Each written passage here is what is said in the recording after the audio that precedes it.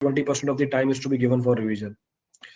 Maharashtra MP PSC में 18 दिसंबर को है और यूपी पीएससी पहले पिछले साल के, अरे बग्या डाउट, इतने डाउट भेजते हैं पता ही नहीं है कहाँ से। सर आज 23 सितंबर है, मेरा बर्थडे है, प्लीज विश कर दीजिए। Many many happy returns of the day Bablu, बाकी सब लोग भी बोल दो बबलू का बर्थडे आज।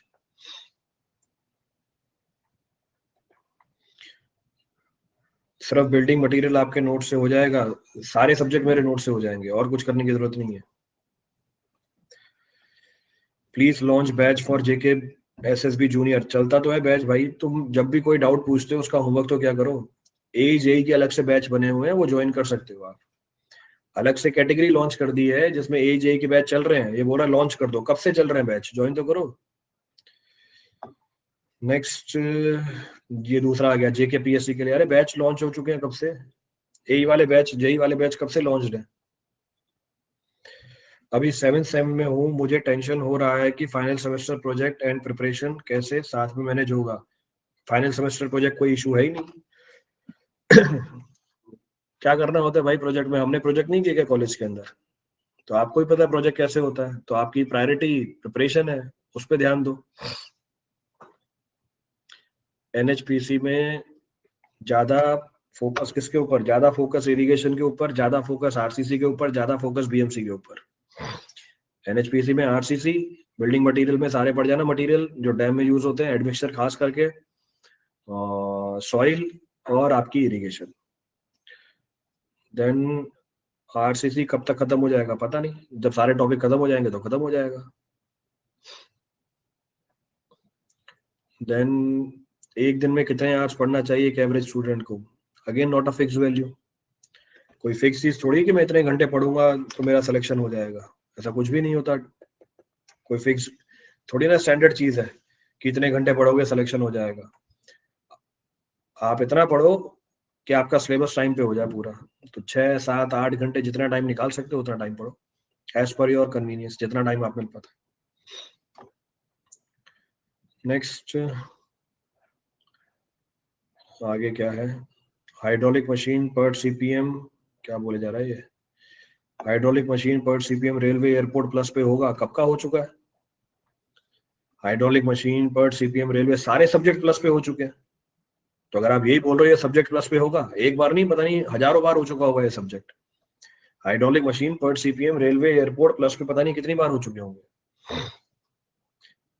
नेक्स्ट मेरा डाउट लीजिए प्लीज, डाउट का है। कितने लोग तो लाइव क्लास में नहीं आते यार, वही है, पढ़ने के लिए थोड़ी ना कोई आता है। अब इतने लोग पढ़ने में आ जाए फिर तो निहाल ही हो जाए सब। देखो कम से कम 500 लोग बैठे हुए होंगे अभी, मेरे हिसाब से कम 500 लोग बैठे हुए होंगे। टेलीग्राम का लिंक यहाँ पर नहीं मिलता है, ग्रुप पे लिंक करो, वहां पे मिलेगा आपको, मैसेज मी ऑन टेलीग्राम, वहीं पे लिंक मिलेगा। You will get the link there only, यहाँ पर लिंक शेयर नहीं होती है। ईएससी नॉन टेक कैसे करें right time, ESC non tech करने का राइट टाइम अगले महीने से स्टार्ट हो गया, अगले महीने से स्टार्ट कर लो ईएससी नॉन टेक। अक्टूबर, नवंबर, दिसंबर, जनवरी, 4 महीने सफिशिएंट है। नेक्स्ट बिल्डिंग मटेरियल के आपके लेक्चर पुराना देख रहा हूँ, इससे पूरा हो जाएगा। हाँ पूरा हो जाएगा, लेक्चर देख रहे हो उससे पूरा हो जाएगा, कोई इशू नहीं है उसके अंदर। Then next next next next next next आगे क्या है, रिपीटेड सेम प्रॉब्लम रिपीट करते जा रहे हैं। एक जना एक डाउट को कम से कम 50 बार टाइप कर देता है, तो जो मेन डाउट होते हैं वो तो छूट ही जाते हैं। आप कितने घंटे पढ़ते थे, कोई फिक्स नहीं था, जितना टाइम मिल जाए रोज, 1 घंटा मिल जाए 1 घंटा, 2 घंटा मिल जाए 2 घंटा, सैटरडे संडे हो 10 घंटे पढ़ लो, 12 घंटे पढ़ लो, तो कोई फिक्स थोड़ी कि रोज इतना पढ़ना ही है, जितना टाइम मिले उतना पढ़ो। आरसीसी के बाद कौन सा सब्जेक्ट लेंगे स्पेशल क्लास में, जब खत्म होगा तब डिसाइड होगा। अभी तो आरसीसी चल रहा है तो मेरा पूरा ध्यान आरसीसी के ऊपर ही है, उसके आगे का सोचा ही नहीं है, तो अभी फोकस मेरा पूरा आरसीसी के ऊपर चला हुआ है। मिनिमम 6 घंटे काफी है, बिल्कुल, अगर आपको लगता है 6 घंटे काफी है तो आप 6 घंटे पढ़ो, कोई दिक्कत नहीं है।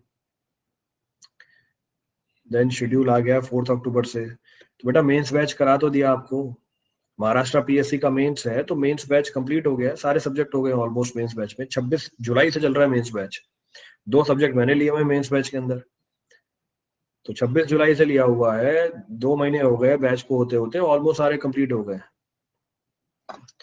टॉपिक वाइज टेस्ट भी डालिए सर गेट के। टॉपिक वाइज टेस्ट चाहिए प्रभु, एक बार खोल के तो देखो ऐप, एक बार ऐप खोल के तो देखो, टॉपिक वाइज टेस्ट ही है। तो आके बस कमेंट कर देना है कुछ भी।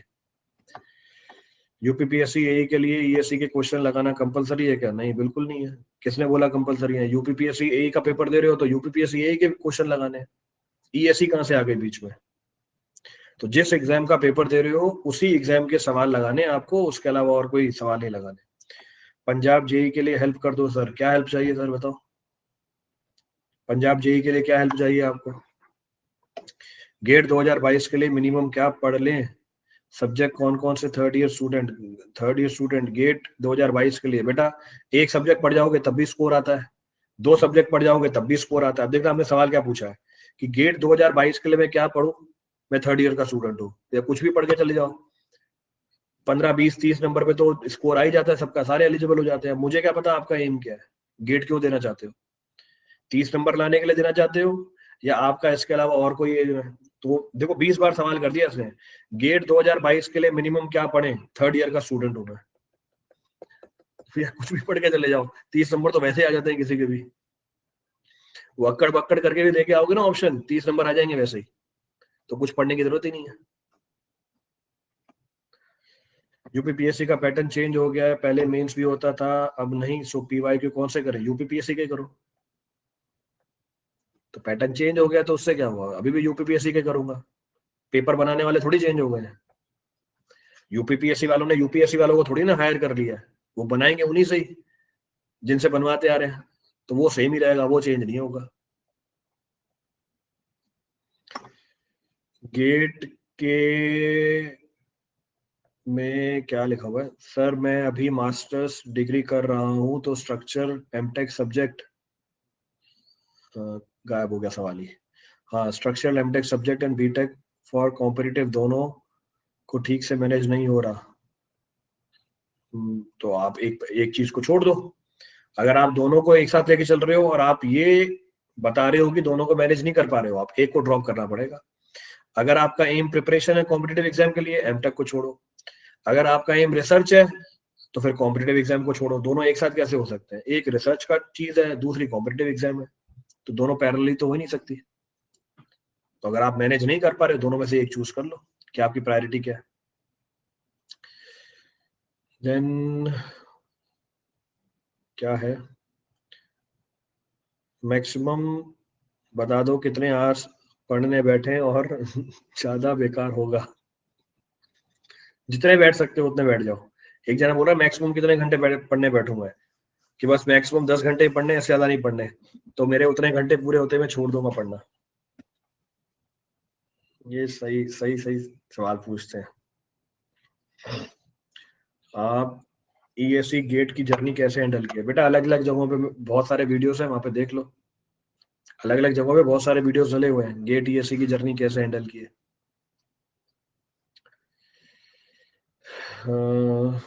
पंजाब जेई का पेपर है सर, पीवाईक्यू करा दो। चल तो रहे भी पीवाईक्यू इतने, जब पंजाब जेई का पेपर आने वाला होगा उससे पहले पीवाईक्यू करा दूंगा एक हफ्ते पहले। अभी जो इस वीकेंड पेपर है उसके पीवाईक्यू चल रहे हैं।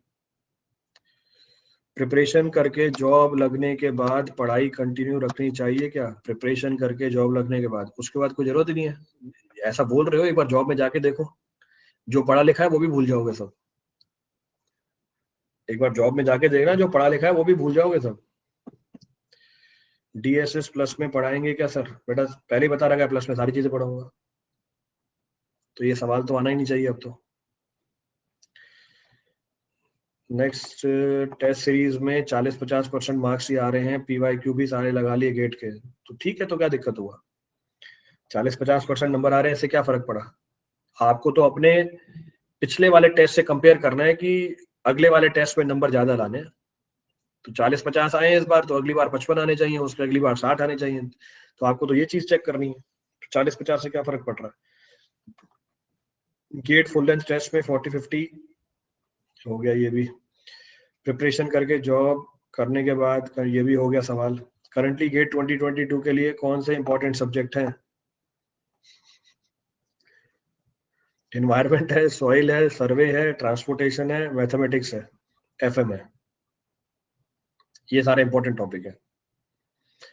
इस बार IOCL सिविल कितनी रैंक तक सिलेक्शन हो जाएगा? टोटल 122